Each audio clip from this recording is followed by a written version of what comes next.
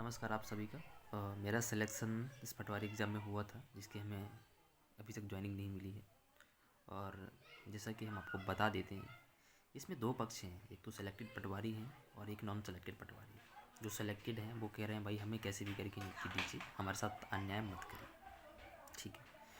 जो non selected हैं वो कह रहे हैं भाई कुछ धांधली हुई है तो कृपया करके पूरे एग्ज़ाम को रद्द कर दीजिए, ताकि हमको दोबारा से हमको झंडे वंडे हमको गाड़ने हैं तो झंडे गाड़ सकें, ठीक है। लेकिन मैं आपको बता देता हूँ कि एग्ज़ाम कैंसिल कराना, री एग्ज़ाम कराना इतना पॉसिबल नहीं है जितना आप सोच रहे हो। अपने घर का काम तो है नहीं, है ना। क्योंकि इसमें सरकार का पूरा मैनेजमेंट लगता है, बहुत खर्चा लगता है, ठीक है। दूसरी बात मैं आपको यहाँ पे बता देना चाहता हूँ कि वेटिंग लिस्ट भी है।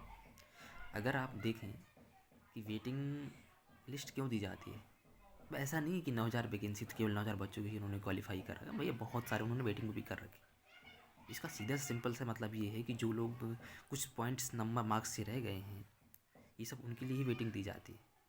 आपको क्या लगता है धांधली हुई तो पता पकड़ नहीं सकते? बिल्कुल पकड़ सकते हैं। और जो भी आगे आने वाले जो लोग हैं जिनको मौका मिलना चाहिए उनको मौका दिया जा सकता है। तो यहाँ पे मेरे कहने का सिर्फ इतना ही उद्देश्य है कि जो नॉन सेलेक्टेड हैं वो मांग क्या कर रहे हैं कि कैसे भी करके एग्ज़ाम कैंसिल हो। भैया एग्ज़ाम कैंसिल की आप बात मत करिए। मैं आपको ये कहता हूँ कि चलिए मान लीजिए हम लोग सेलेक्टेड हैं तो हम लोग अपने हित की बात करते हैं। मैं आपको अपनी जगह रख के देखें, एक फ़ील करवाता हूँ कि मान लो आप भी सेलेक्टेड हो, जो अभी नॉन सेलेक्टेड हैं, मान लो कि आपका भी सिलेक्शन हो चुका है और आप हमारी जगह पे आप क्या आपको क्या लगता है, आप एक बार भी कहोगे कि यार भर्ती कैंसिल हो, हम दोबारा एग्ज़ाम दे लेंगे? अच्छा, कुछ लोग कहते हैं कि आ, हम जो लोग सेलेक्ट हो चुके हैं वो 2 लोग दोबारा एग्ज़ाम दे के निकाल सकते हैं। नहीं भाई, ऐसा नहीं। देखो मेहनत लगती है ना, एक जो किस्मत होती है और एक भगवान का साथ, ये तीनों चीज़ें लगती हैं तभी हमारा कुछ हो पाता है। और ज़रूरी नहीं है कि हम आज अच्छा परफॉर्म कर रहे हैं तो हम कल भी अच्छा परफॉर्म करें।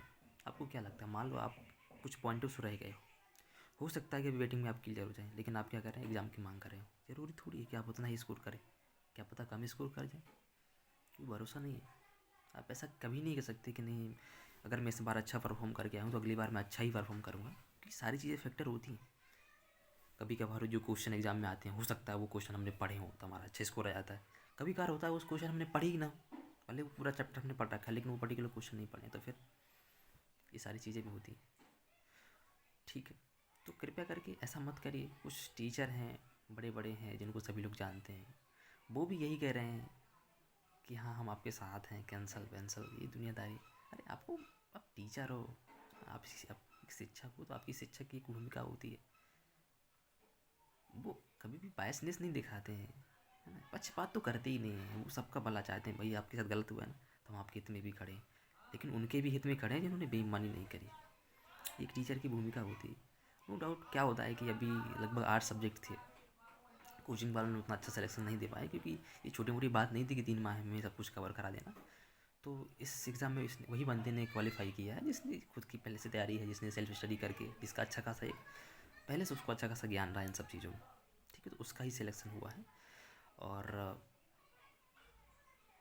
दूसरी बात यह है कि जो भाई सेलेक्टेड है, अब हमें अपनी आवाज़ उठानी चाहिए। सरकार से हमें अनुरोध करना चाहिए कि हमारा कुछ ना कुछ करिए, समय हमारा बर्बाद हो रहा है और हमारा भविष्य अंधकार में जा रहा है। और तो हमें क्या करना चाहिए, जैसे ट्विटर है माननीय मुख्यमंत्री जी का, तो वहाँ से उनको हमें बताना चाहिए, क्योंकि क्या होता है अभी नए मुख्यमंत्री, उनको उतना आइडिया मालूम नहीं होगा, तो उनको बतानी पड़ेगी हमें सारी चीज़ें। ऐसा नहीं है मुख्यमंत्री जी ध्यान देंगे हमारे इसको, क्योंकि वो सभी लोगों की बातें सुन रहे हैं, एक्शन में भी हैं, तो हमारा भी ध्यान देंगे। ऐसा नहीं है कि हमें उम्मीद है कि सरकार हमारे साथ अन्याय नहीं करेगी, भर्ती कैंसिल नहीं होगी, कभी ना कभी तो हमें ज्वाइनिंग मिलेगी। क्योंकि इतना आसान काम नहीं है कि कोई चीज़ करवा देना, क्योंकि ये 7-8 माह पहले का प्रोसीजर है। अब इसको ऐसे अचानक कैंसिल नहीं कर सकते, ये सब काम तुरंत में होते हैं, ठीक है। तो अभी जो सेलेक्टेड हैं वो, जैसे कि अभी ये सर बता रहे हैं कि भाई अपना ये वीडियो बनाओ, बताओ अपनी से सारी चीज़ें, तो आप सभी भी आगे आइए, क्या डरना है, कोई मतलब नहीं, अपने हित की बात है, करिए सभी लोग। और लोगों को बताइए भाई, है ना, आपने मेहनत करी है, चोरी थोड़ी करी है। अब मेहनत करी है तो बताइए ना कि हम मेहनत करके आए हैं।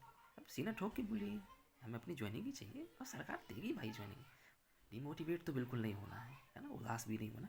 हमारी लड़ाई है यार, संघर्ष हम करेंगे डेफिनेटली। अगर हम संघर्ष करेंगे, हारेंगे नहीं तो जीत जाएंगे, भले ही हमारे खिलाफ कितनी भी भीड़ हो।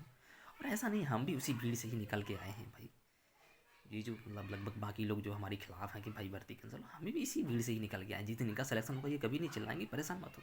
परिस्थितियाँ हैं, सबके साथ होती हैं, ठीक है। तो मैं उम्मीद करता हूँ कि भाई आप पॉजिटिव रहो और इस उम्मीद में रहो कि हमें ज्वाइनिंग मिलेगी। और सरकार से थोड़ा सा निवेदन करें अपन, ऐसा नहीं है कि सरकार हमारी सुनेंगे नहीं, ठीक है। तो सभी लोग अपना वीडियो बना के सर को दो, अपनी प्लेटफॉर्म पे शेयर करो, ट्विटर पे शेयर करो, उनसे प्रार्थना करो, जो सारी चीज़ें आप कर सकते हैं। बस ये कि हमें हाथ पे हाथ रख के नहीं बैठना है, ठीक है। तो मेरी तरफ से अगर आपने मेरी बातें सुनी हैं, समझी हैं, तो उसके लिए थैंक यू सो मच।